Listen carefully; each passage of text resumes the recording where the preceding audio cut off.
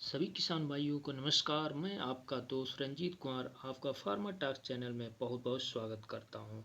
तो किसान भाइयों, आप सबसे पहले हमारे चैनल को सब्सक्राइब कीजिएगा और बेल का आइकन को दबाइएगा, जिससे आने वाली सारी सूचनाओं को आपको मिलती रहें सबसे पहले।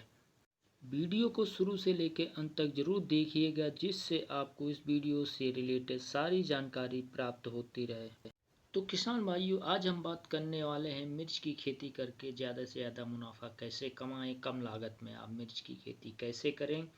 तो आज को वीडियो में हम आपको शुरू से लेके अंत तक, अर्थात नर्सरी लगाने से लेके फलों की तुड़ाई तक, मिर्ची की तुड़ाई तक की बात करेंगे। तो आज के वीडियो में सबसे ज़रूरी होने वाला वीडियो इसलिए है क्योंकि आज हम बात करेंगे मिर्च के खेत में जो आपको कीट और फंगस लगते हैं उनकी रोकथाम के लिए क्या कर सकते हैं।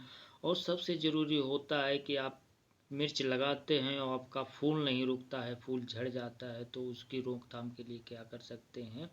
तो किसान भाइयों, शुरू करते हैं। तो सबसे पहले हम बात करते हैं कि आप मिर्च की खेती किस किस टाइम पे कर सकते हैं। तो जो भारत वर्ष में है वो मिर्च की खेती 3 टाइम पे की जाती है। एक तो बरसात में, दूसरी सर्दियों में और तीसरी गर्मियों में। आप सर्दियों में जो आप करते हैं मिर्च की खेती, वो आपका फरवरी से मार्च के बीच में, और जो बरसात में करते हैं जुलाई अगस्त के टाइम में करते हैं। आपका जो गर्मियों में करते हैं वो आपका मार्च से अप्रैल के बीच में करते हैं। तो आप किसी भी टाइम पे मिर्च की खेती कर सकते हैं। अब दूसरी बात करते हैं मिर्च की खेती के लिए आपकी जो मिट्टी है वो कैसी होनी चाहिए। तो मिर्च की खेती के लिए आपकी दोमट और बलुई मिट्टी सबसे ज़्यादा उपयुक्त होती है। अगर उसके अलावा अगर मिट्टी है तो वो सभी प्रकार में हो जाती है। और दूसरी बात करते हैं टेम्परेचर की। टेम्परेचर आपका वही 70 से 35 डिग्री के आसपास रहता है। अब हम बात करते हैं खेत की तैयारी कैसे करें, आपको खेत का कैसे तैयार करें। तो सबसे पहले किसान भाइयों, आपको कल्टीवेटर और रोटावेटर की सहायता से खेत को जुतवा लेना है। फिर उसके बाद में आपको सबसे ज़्यादा जो ध्यान देने वाली चीज़ है, रुपाई से पहले आपको उसमें 2 से 3 ट्राली कंपोस्ट या गोबर की खाद मिलानी है। और उसके साथ साथ में 50 kg डीएपी और 50 kg एनपीके, तथा उसके साथ में 60 kg फास्फोरस और 70 kg पोटास जरूर मिलाना है।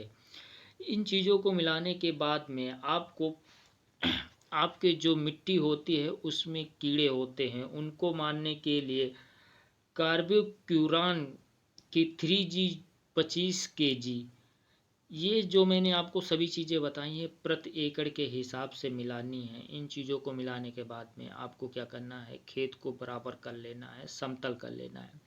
और दूसरी बात जो सबसे पहले ध्यान देने वाली है कि आपका जो खेत होना चाहिए उसमें पानी का निकास जरूरी होना चाहिए। नहीं तो आपका क्या होगा कि आपका जो पेड़ लगाएंगे वो आपका ग्रोथ नहीं करेंगे, और ग्रोथ नहीं करेंगे वो धीरे धीरे आपका पेड़ सूखना शुरू हो जाता है। तो इसलिए पानी का निकास के लिए सुविधा जरूरी होना चाहिए, आपका खेत समतल होना चाहिए। इन चीज़ों का आपको ध्यान रखना। अब उसके बाद हम बात करते हैं किसान भाइयों की आपको प्रति एकड़ में कितने बीज की आवश्यकता होती है। तो अगर आप हाइब्रिड का यूज कर सकते हैं तो प्रति एकड़ में आपका 200 ग्राम से 300 ग्राम के आसपास बीज की आवश्यकता होती है। और जो किसान भाई अपने खुद से बीज जो तैयार करते हैं उसको अगर बोना चाहते हो तो आपको 1 kg से 1.5 kg के आसपास बीज होना चाहिए। उसके अलावा हम आपको कुछ उन्नत किस्मों के बारे में बताते हैं। इसके अलावा अगर आप जिस एरिया में रहते हैं उस एरिया में जो प्रचलन है या फिर जो मौसम के अनुसार आपकी किस्में यूज करते हैं, आप वही यूज कीजिए, वही आपके लिए सबसे अच्छा होता है। उसके अलावा हम आपको कुछ किस्में बता सकते हैं। उसमें सबसे पहले है NP 46A, दूसरी आप बोल सकते हैं VNR 2613, तीसरी आप बोल सकते हैं आर्का गौरव। इनके अलावा भी आपके पास जो अगर है तो आप उसको बोल सकते हैं अलग से। अब हम किसान भाइयों बात करते हैं कि आप नर्सरी कैसे तैयार कर सकते हैं। तो आप नर्सरी 2 प्रकार से तैयार करते हैं। अगर आप साधारण तरीके से तैयार करना है तो साधारण तरीके से तैयार कर सकते हैं, नहीं तो आप प्रो ट्रे का यूज करके तैयार कर सकते हैं। तो सबसे पहले हम बताते हैं आपको साधारण तरीके से आप नर्सरी कैसे तैयार कर सकते हैं। तो साधारण तरीके के लिए आपको 2 से 3 टोकरी आपको गोबर की खाद या फिर कंपोस्ट खाद लेनी है। उसमें 50 ग्राम फोरेट का प्रयोग करना है। और उसके बाद में आपको क्या करना है, मिट्टी को भुरभुरा कर लेना है और खेत को दो जो आपको नर्सरी जहाँ बनानी है उसको 2-3 बार कोड़ के खोद के उसको बराबर करने है, समतल कर लेना है। फिर आपको बीज को बो देना है। बीज बोने के बाद में आप बीज के ऊपर गोबर या बालू का प्रयोग करके उसको बीज को ढक देना है। बीज ढकने के बाद में आप जो धान का पुलाव होता है या फिर उसके अलावा सूखी घास होती है, आप उसको उसके ऊपर से ढक देना है। अब उसके बाद में हम बात करते हैं, आप जो प्रूट रूट का यूज करके वो करना है तो आप कोकोपीट खाद का प्रयोग करके उसमें एक एक बीज को बो के और उसको फिर आप अंकुरित कर सकते हैं। अब हम बात करते हैं कि आपका जो नर्सरी है वो अगर वो जैसे ही आपकी 10 दिन की होती है तो आपको सबसे पहले ध्यान रखना है कि आपको देखना है कि आपकी नर्सरी सड़ तो नहीं रही है। अगर आपकी नर्सरी सड़ रही है या फिर गल रही है तो आपको यूज करना है कॉपर ऑक्सीक्लोराइड। ये आपका 2 ग्राम 1 लीटर पानी में मिलाकर घोल बनाकर आपको उन पे छिड़काव करना है नर्सरी पे, जिससे क्या होगा आपका जो देखा होगा आप तने के नीचे से आपको सड़ना शुरू हो जाता है, वो आपकी सड़न रुक जाएगी। इस तरीके से आपकी नर्सरी तैयार हो जाएगी। अब हम बात करते हैं प्रति एकड़ में कितनी नर्सरी की ज़रूरत होती है। तो आपका एक एकड़ में लगभग वही आपका 12 से 13 हज़ार नर्सरी की ज़रूरत होती है। अगर आप एकड़ की बात करें तो अलग अलग राज्यों में अलग अलग एकड़ के अनुसार होता है, तो आप उस हिसाब से एडजस्ट के लिए, जैसे हमारे यहाँ यूपी में 6 बीघे में 1 एकड़ होता है, आप पंजाब में चले जाएंगे तो 5 बीघे में 1 एकड़ होता है, तो आप उसी हिसाब से उसका पेड़ को तैयार कर लीजिए। अब हम बात करने वाले हैं आपकी, जैसे ही नर्सरी आपको 20 से 25 दिन की हो जाती है, आपको सबसे पहले ध्यान रखना है कि आपको नर्सरी को 20 से 25 या 30 दिन के अंदर लगा देना है। आपको नर्सरी को ज़्यादा दिन की नहीं करनी, नहीं तो आपकी नर्सरी जो ज़्यादा दिन की हो जाती है वो फिर आपका जो रोपाई करते समय में वो ग्रोथ नहीं करती है। इसलिए आपको सबसे पहले ध्यान रखना है कि नर्सरी को 25 से 30 दिन के अंदर लगा देना है। और दूसरी चीज़ का जो ध्यान रखना है कि जब आपको नर्सरी खे खेत में ले जानी हो, रोपाई करनी हो, तो दोनों जगहों पे मतलब नर्सरी वाली जो जगह है, खेत है, और जहाँ पे रोपाई करनी है, दोनों खेतों में नमी होनी चाहिए। क्योंकि अगर आप उसको पेड़ को उखाड़ेंगे तो आपको इतनी नमी होनी चाहिए, आप पेड़ उखाड़े तो उस जड़ सहित आ जाना चाहिए। ऐसा नहीं हो कि वो जड़ उसी में टूट गई और पेड़ उखड़ के आ रहा है। और दूसरी बात, जिस खेत में आपको रोपाई कर रहे हैं वहाँ नमी होनी चाहिए, जिससे आप जैसे ही पेड़ को लगाएं वो आपका पेड़ जड़ पकड़ ले और ग्रोथ कर जाए। और एक और बात का किसान भाइयों ध्यान रखना है आपको, जैसे आप अगर गर्मियों में नर्सरी लगा रहे हैं तो आप कोशिश कीजिए उससे शाम के टाइम में लगाइए। आप उसको सुबह मत लगाइए, सुबह लगाते हो क्या होता है एकदम से धूप पड़ती है, वो जड़ नहीं पकड़ पाता है आपका, और क्या होता है वो धीरे धीरे सूख जाता है, फिर कमज़ोर पड़ जाता है, पेड़ चल नहीं पाता है। तो आपको शाम के टाइम में लगाना है या फिर आपका मौसम ठंडा हो थोड़ा, तब उस टाइम लगाइए। अब हम बात करते हैं आपकी रोपाई। जो आपको रोपाई करनी है खेत में वो आपका किस किस तरीके से रोपाई कर सकते हैं। तो किसान भाइयों आप दो तरीके से रोपाई कर सकते हैं। एक तो आप साधारण तरीके से जो करते हैं, तो साधारण तरीके से करते हुए आपको कुछ चीज़ों का ध्यान रखना है। सबसे पहले ध्यान रखना है आपको नाले बना लेने हैं, आपको नाले पे रोपाई करनी है। और दूसरी चीज़ का ध्यान रखना है कि आप पानी निकास की व्यवस्था कर लें। आपका जो पानी खेत में मतलब जो रोपाई वाला खेत होना चाहिए उसमें पानी नहीं भरना चाहिए। पानी भरने पे क्या होता है आपका पेड़ जो होता है ग्रोथ नहीं करता और सूख जाता है। सबसे पहले ध्यान देते हैं साधारण बीज से आप कर रहे हैं तो नाले से नाले की दूरी कितनी होनी चाहिए। आपको नाले से नाले की दूरी वही 2 से 2.5 फीट के आसपास रखनी है, और पेड़ से पेड़ की दूरी 1 या 1.5 फीट के आसपास रखनी है।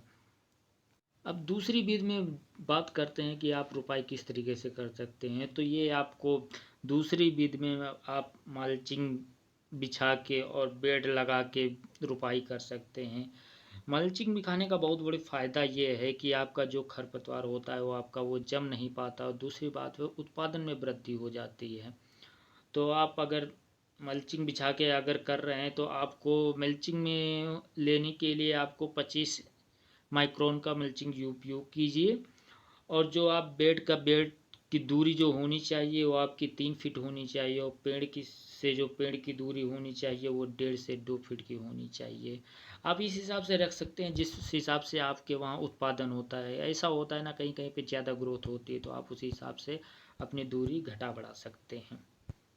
किसान भाइयों, आपकी रुपाई होने के बाद में अब हम दूसरी बात करते हैं सिंचाई। आपकी सिंचाई कब करनी है? तो सबसे पहले आपको सिंचाई के लिए आप मौसम के अनुसार सिंचाई कीजिए। सबसे पहले आप मौसम देखिए, आप बरसात में लगा रहे हैं, गर्मी में लगा रहे हैं, कब लगा रहे हैं। अगर आप गर्मी में लगा रहे हैं तो आप 10 से 12 दिन पे उसकी सिंचाई कर सकते हैं, अगर आपकी बरसात नहीं होती है, वर्षा नहीं होती तब।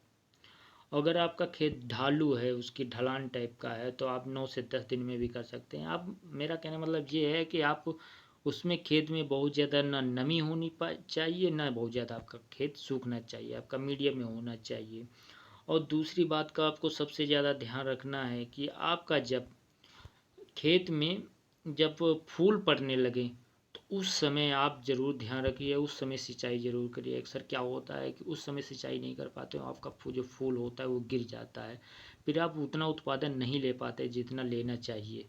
और दूसरी बात का आपको ध्यान रखना है, जैसे ही आपके खेत में फूल आने लगे आप जा जा के रेगुलर चेक कर लेते रहिए कि आपका कहीं फूल गिर तो नहीं रहा है। अगर आपका फूल गिर रहा है तो आपको एक दवा का प्रयोग करना है, नेथलीन एसिटिक एसिड, NaA। इसके अलावा भी आप मार्केट में जो होगा उसका प्रयोग कर सकते हैं फूल रोकने के लिए। आपका इसको प्रयोग करना है 1/4, मतलब 1 ml का 1/4, 0.25 ml 1 लीटर के घोल में मिला के आप 1 एकड़ के अनुसार से कर सकते हैं। अब हम किसान भाइयों बात करते हैं, सबसे ज़रूरी आपने देखा होगा कि आप सफ़ेद मक्खी या सफ़ेद जो कीट होते हैं वो आपके पत्तियों तनों को खाते रहते हैं, जिससे क्या होता है वो पत्तियों तनों को खा खा के आपके जो पेड़ होता है उसको कमज़ोर कर सकते हैं। तो उनकी रोकथाम के लिए आपको मेलाथियाइन 50 EC और मिथाइल डीमोटोन आपका 50 EC का प्रयोग करना है। ये जो आपका है 1 ml 1 लीटर में यूज करके आप 15 से 20 दिन पे प्रयोग कीजिए, जिससे आपका क्या होगा कि ये आपके कीड़े मर जाएंगे और आपका जो पेड़ होगा अच्छे से ग्रोथ कर जाएगा।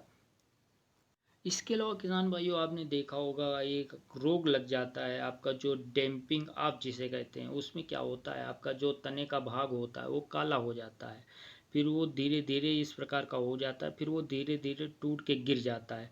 तो उसकी रोकथाम के लिए आपको क्या करना, प्रयोग करना है आपको केलेक्सिन या केराथियान एलसी नाम की ये दवाएं आती हैं, ये 1 ml प्रति लीटर के हिसाब से आपको प्रयोग करना है। इनका प्रयोग आपको 10 से 15 दिन पे रेगुलर, मतलब आपको रिपीट करते रहना है। आपने 10 दिन पे किया फिर आपको 10 दिन पे करना है, इसको ध्यान में दे के करना है।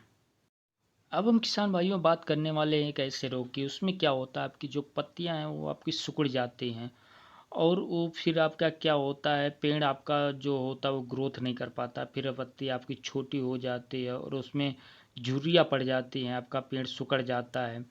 तो इसकी रोकथाम के लिए आपको सबसे पहले ध्यान देना है कि आपको जिस पेड़ में वो ऐसा होता है आपका पत्तियाँ सिकुड़ जाती, उस पेड़ को आपको उखाड़ के नष्ट कर देना है। आपको ऐसा नहीं करना है उसको खेत में ही अपने डालें, अगर आपने खेत में डाल दिया तो वो रोग आपका पूरे उसमें फैल जाएगा।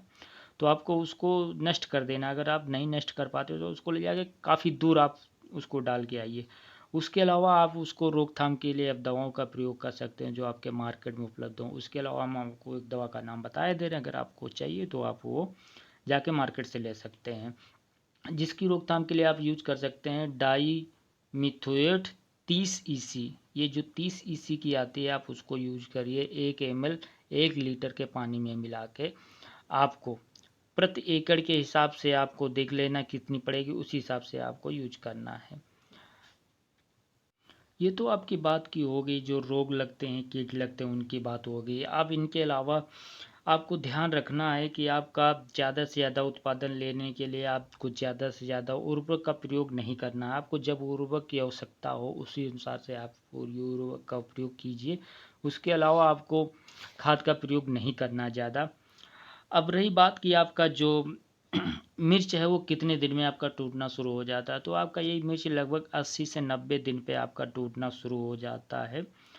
और ज़्यादा से ज़्यादा पैदावार लेने के लिए आप क्या कीजिए, आप हाइब्रिड का मिर्च का ही प्रयोग कीजिए। हाइब्रिड मिर्च में ज़्यादा फ़ायदा है, उसमें ज़्यादा लाभ है। और इसके अलावा किसान भाइयों, अगर आपको लगता है इस चैनल पे आपको इन्फॉर्मेशन अच्छी दी गई है, आपके लिए लाभदायक है, तो आप चैनल को सब्सक्राइब ज़रूर कीजिए और वीडियो को लाइक कीजिए और अपने जो जानने वाले हैं उन तक ज़रूर पहुँचाइए। और अगर आपको कोई सुझाव हो तो आप कमेंट में दीजिए, जिससे हम ज़्यादा से ज़्यादा और अच्छा वीडियो बना सकें और आपके लिए लाभदायक वीडियो बना सकें। जो मैं आपको जो बता रहा हूँ अपने खुद के